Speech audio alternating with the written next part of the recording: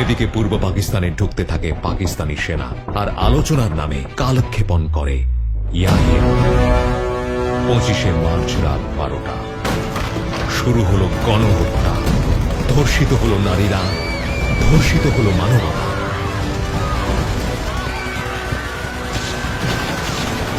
বাঙালির যুদ্ধে নামে 26শে মার্চ। নতুন বাংলাদেশের স্বপ্ন দেখে মানুষ। যার যা কিছু ছিল সব নিয়েই ঝাঁপিয়ে পড়ে শত্রুর বিরুদ্ধে। লক্ষ্য একটাই, স্বাধীন বাংলাদেশ চাই। সংগ্রাম আমাদের মুক্তির সংগ্রাম।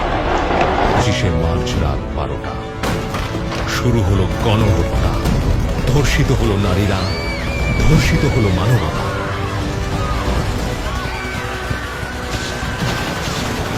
বাঙালির যুদ্ধে নামে 26শে মার্চ। নতুন বাংলাদেশের স্বপ্ন দেখে মানুষ।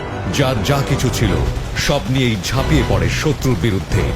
লক্ষ্য একটাই, স্বাধীন বাংলাদেশ চাই। 10 এপ্রিল তৈরি হয় অস্থায়ী সরকার।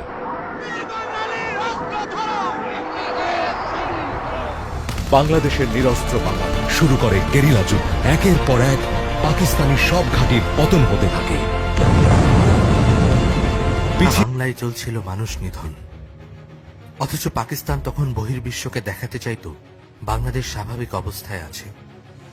নিশ্চিদ্র নিরাপত্তায় ঢেকে দেওয়া হয়েছিল ঢাকা শহর। সব গুরুত্বপূর্ণ স্থাপনা ও এলাকায় বসানো হয়েছে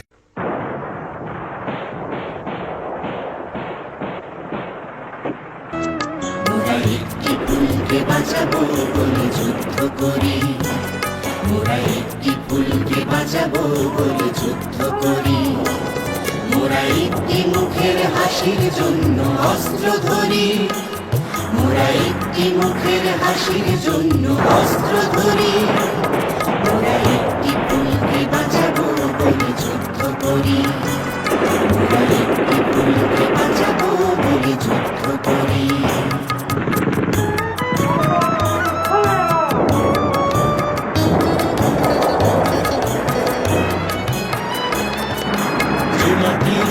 মমতায় আমার রঙে মাখা, এ মাটির চির মমতায় আমার রঙে মাখা।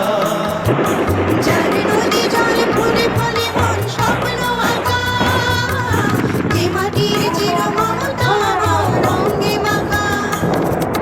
যে দেশের নীল অম্বরে মন মেলছে পাখা, সারাটি জনম সে মাটির গানে করি।